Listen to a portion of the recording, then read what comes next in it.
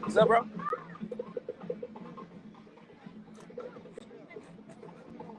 Just kidding. Hey, what up? What up? What up? Yeah, give him thanks, man. Going back to our build on Lovecraft the other day. Remember when the little girl, right? D, she was in the car reading the book Lovecraft Country when that monster came. And then the other monster came and saved her. You remember that? Yeah, I remember that. She was in the book, reading the book, Lovecraft Country, that Tick had brought back from the future with him, right? Exactly, yeah.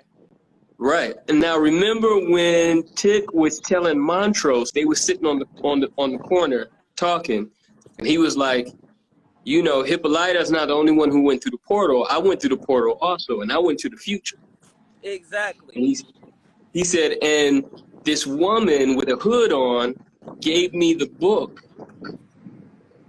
and she pushed me back through the portal with a robot arm. Right? Wow. Remember when he said that? So I gotta go back and see that. Yeah. So Wow. the girl who gave him the book in the future and pushed him back through the portal was the little girl that he gave the book back to. That slipped me. That totally slips me. Right. That's the little girl. That's Hippolyta's daughter. She gave him the book in the future and then pushed him back through the portal. And then he gave her the book to read. And she was in the car reading the book. You know what I'm saying? While all the other stuff was happening. Wow.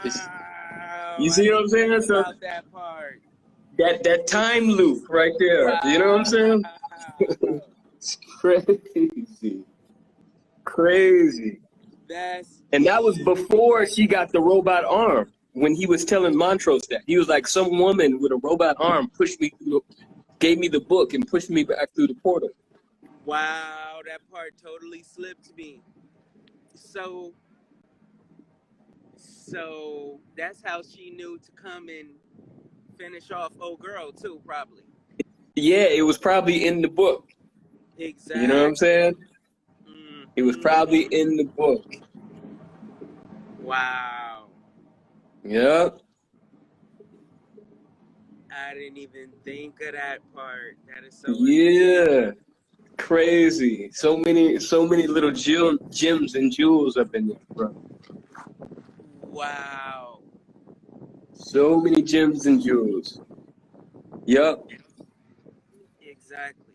Then too, another one I forgot to mention that I thought was dope was how like the first ritual that they tried to do when the girl's father tried to use Tick so that he could open the portal to go into the Garden of Eden, right? Mm-hmm. Tried to use Tick in the ritual for him to open up the portal so that the white guy, her father, could enter the Garden of Eden. You remember that? Exactly. Okay. Right. So it just showed like how like he couldn't open the portal himself. You know what I'm saying? Exactly. He couldn't open the portal. Exactly. You know? Exactly. But he needed an original man to open the portal to the Garden of Eden. You know what I'm saying? Wow, exactly. And the thing about it was that why they used him was because he was related to him. Tick was related to him. You know what I'm saying? Through, you know what I'm saying, the main slave master who had the baby with Hannah, right? So because he was related to him, he was thinking like, okay, I can't open the portal myself to get to the Garden of Eden. So I can use my black, you know what I'm saying, stepbrother, who's blood related to me, but he's original man. He can open the portal. I can use him to open the portal, and because we're blood related, I can just, you know what I'm saying, enter through the portal to enter into the Garden of Eden. So it just shows how, like, just that whole concept of how people sometimes try to jailbreak spirituality. Like, they can't do it themselves, so they'll try and use some, you know what I'm saying, a proxy or someone else. How can I hack this? You know what I'm saying? Same thing. A lot of people try and hack spirituality with drugs also. You know what I'm saying? And as you see, there can be repercussions when you try and hack these sacred spaces. You know what I'm saying? Like, you can't, some spaces you just can't enter into without going through proper initiations or having the proper keys and the proper, you know what I'm saying? Authorization. There you go. There you go. You know what I'm saying? But they be trying to figure out how to hack this stuff using black people. You know what I'm saying? And it's the same thing with how that police officer, they were kidnapping black people and using their body parts to sew onto that police officer. You know what I'm saying? They were using the actual black body parts. You know what I'm saying? To keep him alive and keep him going. I was trying to understand that part. Yeah. That was him trying to, like, extend his life. You know what I'm saying? So they were using the body parts of black men that they kidnapped and killed. You know what I'm saying? To replace parts of his body, you know? That's why, like, his chest and stuff was black, but his head was, like, white and stuff. Yeah. Mm-hmm. There's so many deep parts up in there, man. That's deep, man. But just how people try and, like, hack spirituality. The part where once he found out, he was like, I think he was like, my son is the heir, so you guys can't do anything. And then he was like, all of you guys get up and walk out. You know what I'm saying? Right. It's like, because he knew he had the authorization. You know? Exactly. Some deep stuff up in there. That also shows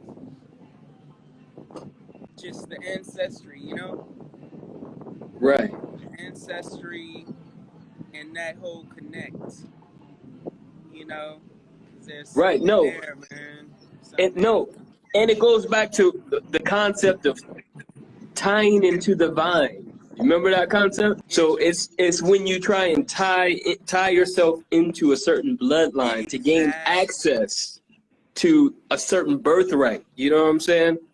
So the reason why that the head slave guy, right, that they brought back, that they summoned back in the last episode, the reason why he impregnated Hannah, which was you know what I'm saying, one of his slaves, was in order for him to tie into the vine of the original people. You know what I'm saying? Because he knew he had the book. He had the book which had the language of Adam. You know what I'm saying? But he wasn't. Makes me think about what we were talking about when I was out there. Remember when I was showing you the ancestry and how it went back to almost something that sounded like Rockefeller? Right, like Rothschild. It was like Rothschild. Yeah. Something like that. You know what I'm saying? Right. So it was the Rothschild. Mm-hmm.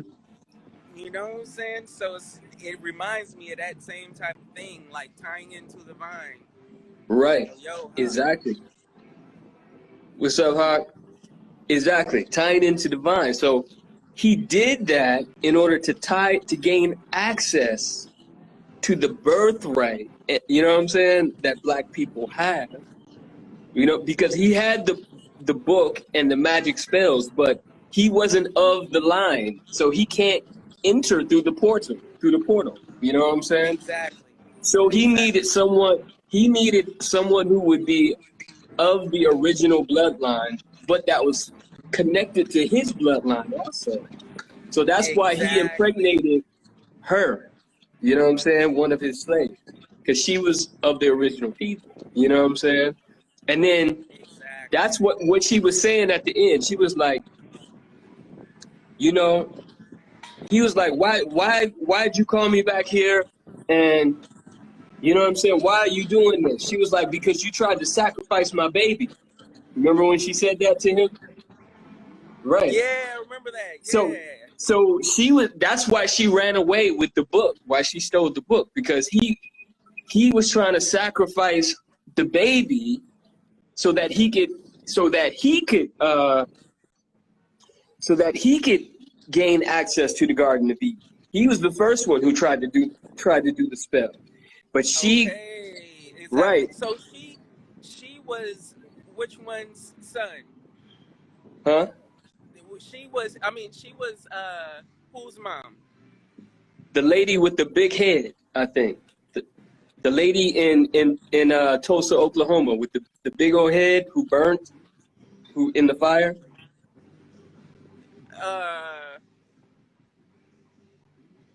Okay. Exactly. You know the lady who gave. There was one that was holding the book, right? And then there was his mom. Right. There was exactly his mom, and then the one that was holding the book in the fire. Exactly. No, there was the elder lady. Then the one that was holding the book in the fire. The elder lady is the slave lady, Hannah, who was running through the fire with the book, and she was pregnant. Remember? Exactly. So yeah. she's the oldest one. She's the great grandmother, right? Gotcha. Then the older lady who was in Tulsa, who gave Letty the book, who had been holding the book for safekeeping, she was, I think, either her daughter or her granddaughter. You know what I'm saying? Exactly. And then Tick's mom was that lady's daughter. Okay, dear Mila just said Hattie, the one with the book, is Tick's grandmother. Okay. It's Tick's grandmother, right? That's Tick's grandmother. That was his mom's mom. You know what I'm saying? Okay. So and then Hannah was the great grandmother. Tick is who? The main guy. Atticus. Atticus right. is Tick's other name. Right. That's Tick. It's from Tick. Atticus. Right. Okay, Tick. Okay, got you. I'm with you now.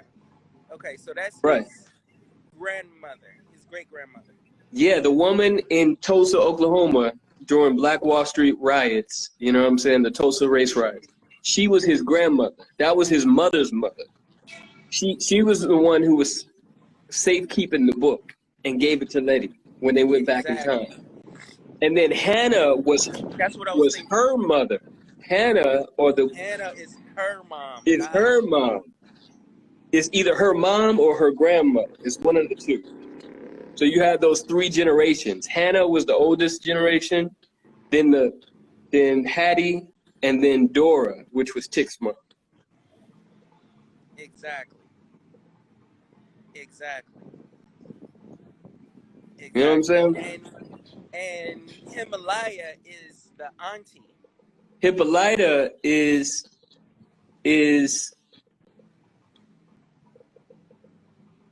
George's wife, right? So she's like an auntie, yeah.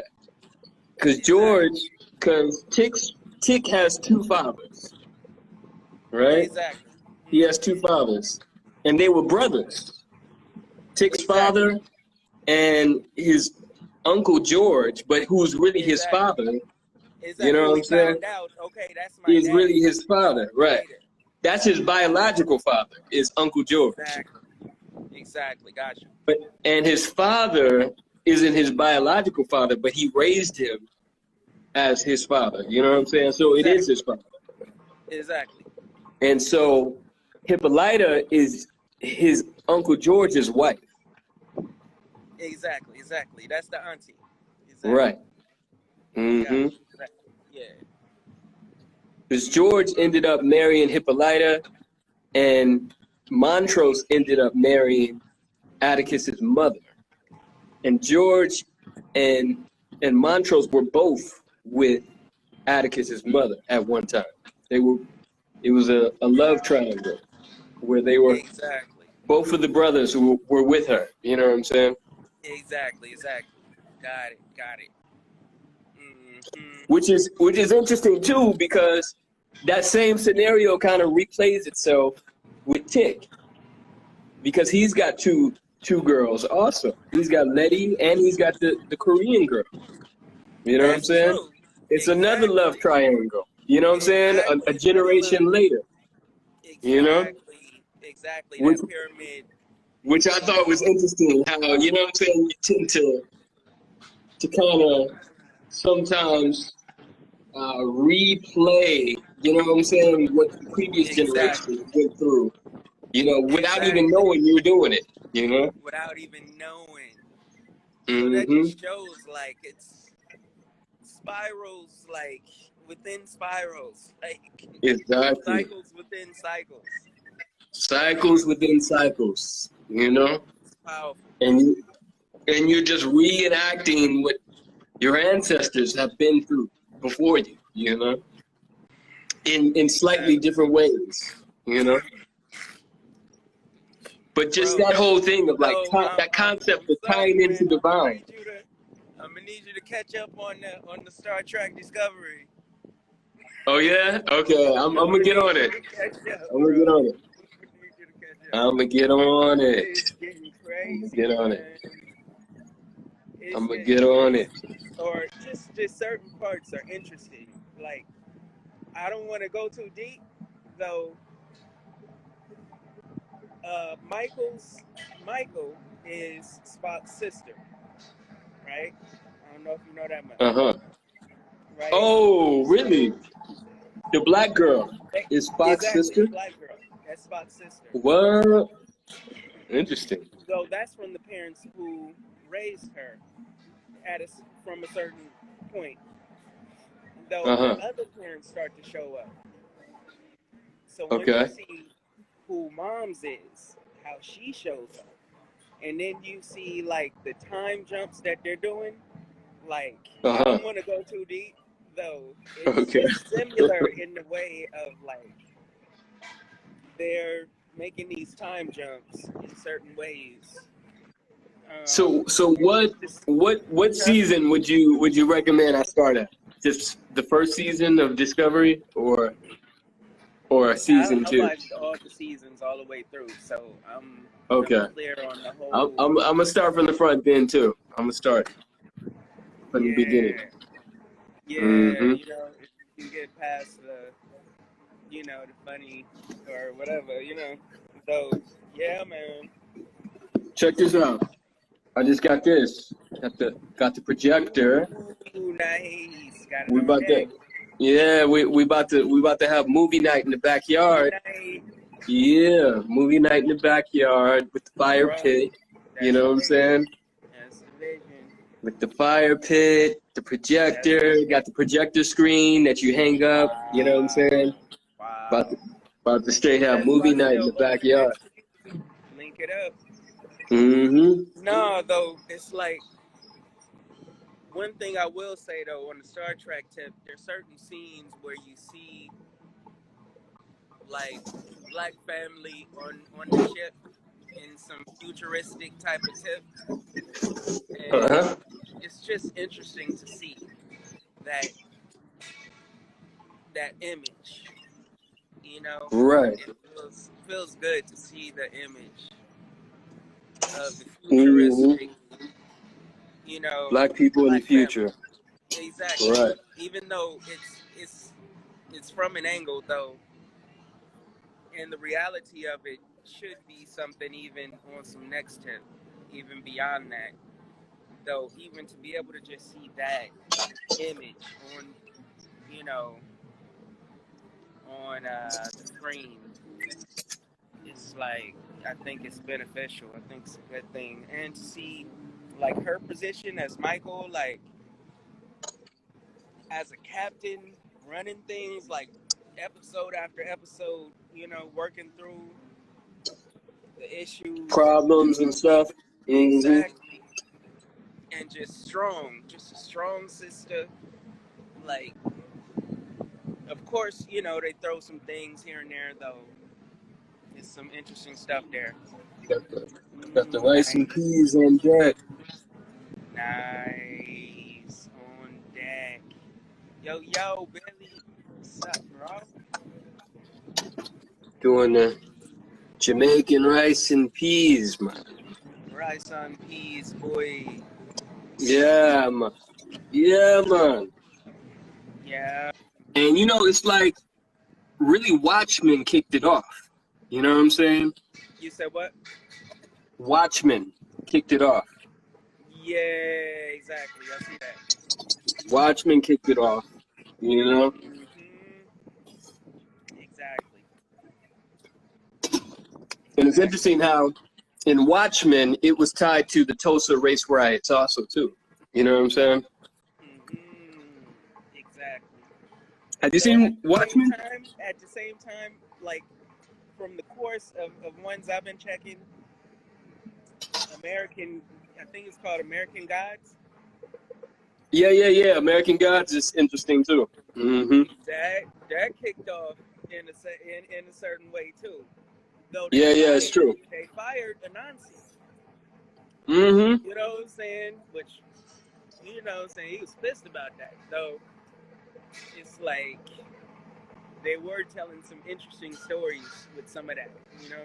Yeah, it started, the last couple of seasons, I started getting a little corny. You know what I'm saying? Yeah, it started going and so corny. That shows how, like, they start telling, like, a radical, revolutionary story, but then somebody got scared. Writers, you know what I'm saying? Yeah. Somebody got scared and was like, nah, we need to replace some of these writers because this is just getting a little too radical, you know? Exactly. And so now it's just kind of corny, you know what I'm saying? It's like it did go a bit corny. It did go corny. It ties back to also, it was something significant about that scene about when they found that secret chamber and the Native American woman was up in there. It was like half woman, half man. There was something deep about that scene too that I need to go back and watch. I didn't totally. They may go pick back up on that or something. Yeah. Now, the guy, the head slave master dude, supposedly back in those times, he was going around like pillaging and stealing occult stuff from the Native Americans, from other ancient cultures. That's how he got his hands on the Book of Names. You know what I'm saying? And they started the sons of Adam, that order. You know what I'm saying? And so there was something about that scene about the Native American woman. She was revealing something about what was going on. You know what I'm saying? And then when he said to Hannah, he was like, how dare you use my magic? And she was like, and he was like, and she was like, what's stolen don't belong to you. You know what I'm saying? So she knew that he had stole all this occult knowledge. Exactly. Like, this stuff didn't belong to you in the first place. Yeah, it ain't belong to you in the first place. You know what I'm saying? So don't be trying to, you know what I'm saying, scold me for taking it back. So why do you think the father killed the ancient lady? I don't know. That's why I got to go back and really pay attention to that episode because there's something there. There's something there. There's something there. You know what I'm saying? There's something there with that story. You know? Dear Mila said, I think he killed her because she had something on him that he didn't want out. That's what she says. She says Montrose had too many secrets. Montrose had too many secrets. Exactly. Yeah. Mm-hmm. Interesting. Interesting. So I don't know. I got to go back and watch that episode and just like really pay attention. You know what I'm saying? Really pay attention and see what it's talking about. Mm-hmm. And also too, what I like is writing that's anchored by real historic events. You know, Exactly. so how they tied into like the Tulsa race riots. You know what I'm saying? And how they tied into a certain period in American history. Josephine Baker, yeah, all of that. You know, so it's anchored. Yeah, Emmett Till, exactly. The Amazon warriors, you know what I'm saying? Exactly. All of that, you know what I'm saying? Like it anchors your story into, you know what I'm saying, real things that actually happened in history, you know? Even though it's a fictional story, but it has elements of things that actually really did happen that kind of anchors and gives some validity to that. Yo, I think my battery is going. I want to save this one, though. I'm gonna hop back on in a sec. All right, bless. Word, one love, man. In a sec. Peace. Thanks.